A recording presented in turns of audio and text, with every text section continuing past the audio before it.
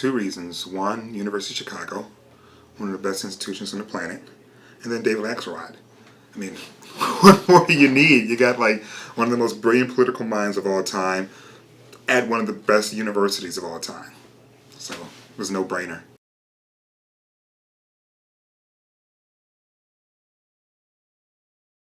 Well, one of the things that I've always been frustrated with in my career at ESPN is that the sweet spot that I like to stay in looks at the intersection of sports, politics, and social issues. And inevitably I get hit with tweets, Facebook posts, emails, whatever, saying stick with sports or what does it have to do with sports? And so my goal is to help people understand the connectors. That yes, it's important to know who won or lost the game, but the fact of the matter is politics is involved with who actually gets on the field or on the court. Politics is involved in where you play. Politics is involved in, how expensive the seat is for you to get there to watch them play.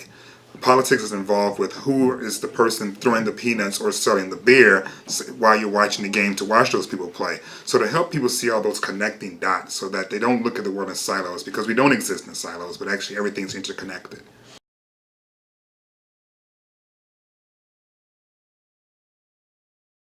Well, I'm super duper excited about Pedro. It's the very beginning of the baseball season, so we're in opening week. President Obama talked about normalizing relationships with Cuba. We've had delegations go down there now. There's conversations about whether or not we can actually open an embassy or not.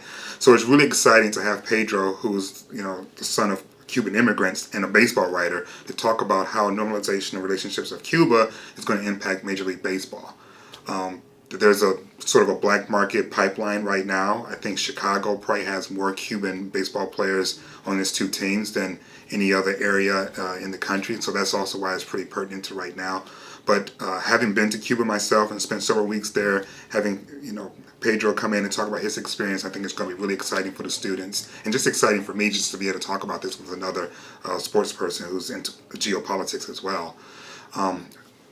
My good friend Hannah Storm, who I do ESPN tennis with, will be here. She's Skyping in to talk about what it's been like for her and her career as a woman. I'm really curious as to her viewpoint about why she thinks she still sort of sits almost alone on the plateau in terms of being able to host a multitude of different sports and being trusted as a woman in that position to be a voice in sports in the capacity that she is.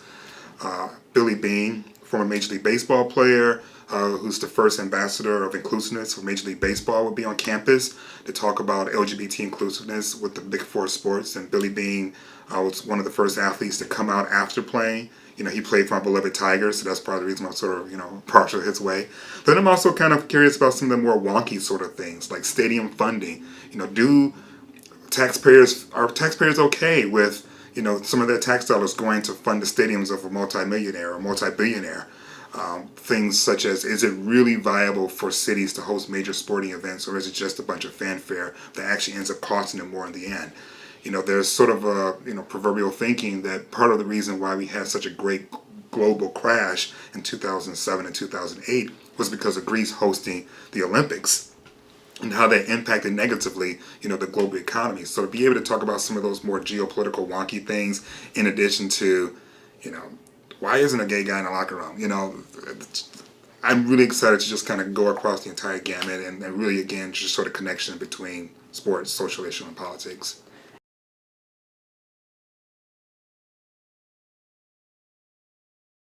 Well, like Madonna, I'm hoping to suck the life force out of them to keep myself relevant. No. um, uh, you know, you asked me earlier why IOP here.